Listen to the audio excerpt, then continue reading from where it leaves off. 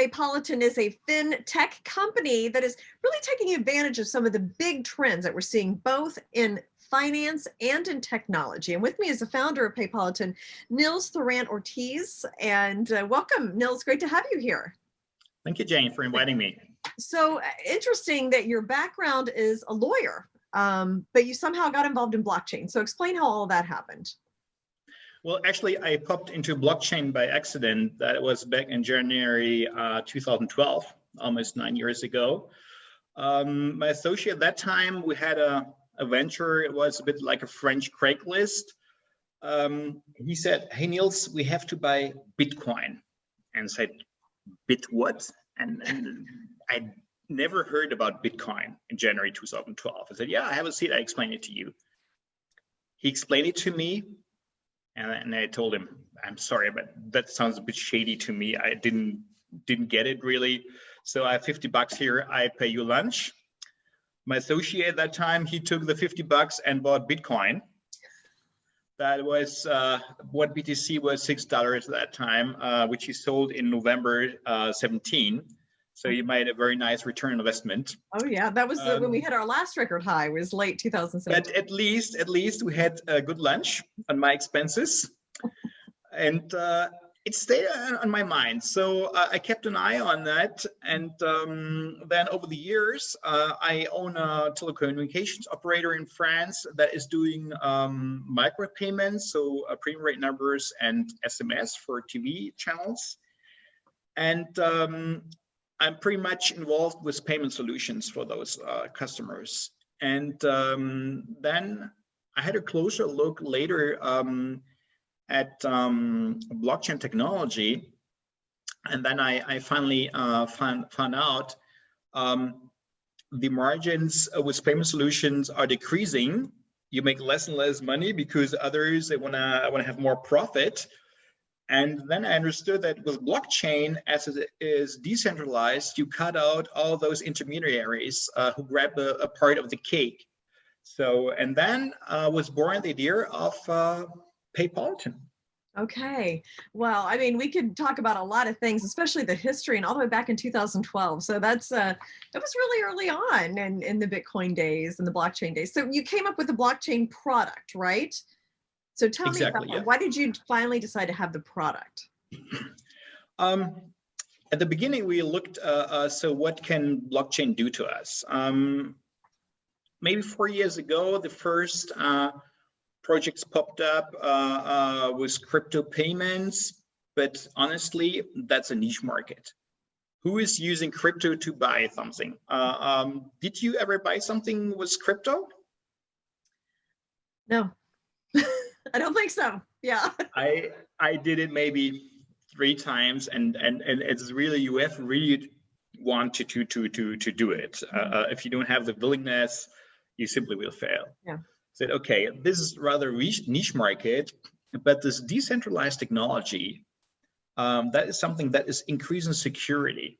And then I had the idea, okay, why do we simply adopt this blockchain technology to traditional transactions, payments with money? And this is how we developed Paypolitan. So how does it work? It works a bit like an Apple Pay. It's an application.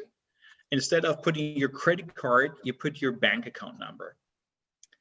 And then with the bank account number, when you want to pay in the supermarket with your smartphone, so you take the smartphone and the phone is a chip called the NFC chip. You put it close to the payment terminal and it's communicating with the terminal. So if you want to pay at a grocery store $15, it says, "Hey, Jane, you pay $15. And then we go into your bank account through open banking APIs. And then we check, do you have $15 to pay the grocery store? And if so, we block this $15 and it goes into as a smart contract into the blockchain, and we initialize the payment from your existing bank account to the merchant's bank account. So that is, it looks very easy, but it adds a security layer that is simply tremendous. Now, what is the open banking part of this? Can you explain that? Yeah, open banking is a very nice thing in Europe. It's based on the so-called PSD2 directive. That's a European directive. European directive is a European law done by the European Union that is valid in all the member states. A part of Europe, we have open banking policies in different countries, like many Asian countries do have that, Australia, New Zealand, the Emirates. That means as a fintech, you can access users' existing bank accounts and proceed to transactions. Now, would you say this is a B2C, like a business to consumer, or a business to business play, or both? So we have two approaches. Of course, the product itself, it's B2C. So it's for the end customer, for the consumer. Then we have a second part for the merchant, because when you say payment, the merchant could also receive the direct payment instead of his bank or with a credit card terminal. And last but not least, we focus on white label solutions. Yeah. So with our solution as a white label solution, we keep a little fraction for us, but the main part of the commission fee is going into the pocket of the mobile carrier. So we are generating a new source of revenue, and at least over here in Europe, all the mobile carriers, the big ones, are looking for new solutions, and they're all looking into mobile banking. Okay. And it's good because the mobile carriers, they know the customer. They know exactly who of their customers do have a smartphone. Second, they know their customers, they have the phone numbers. So if you do a push as a mobile carrier, that is very easy. You will get a pop-up message here whenever you turn on in the morning. Hey, did you know we have now a new mobile payment solution? And you don't have to change your bank, because payment is always a question of trust. You will not trust to a company you never heard of. But if this is simply a generator who is centralizing your different bank accounts or payment tools you do have, that makes sense to the consumer. There, the consumer will say, yeah, why not?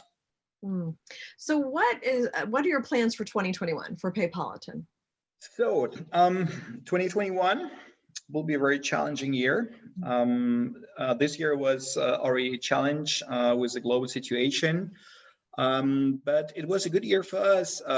We closed this year with a successful listing on a decentralized exchange. And beginning of 21, we will list our token on a major Hong Kong-based exchange, crypto exchange. I tell you, it's a very interesting time to be a participant and an observer in this industry, because it just feels like it's exciting, and there's really a lot of potential. So thank you so much, Nils, for joining us. I look forward to getting updates from you. Thank you very much.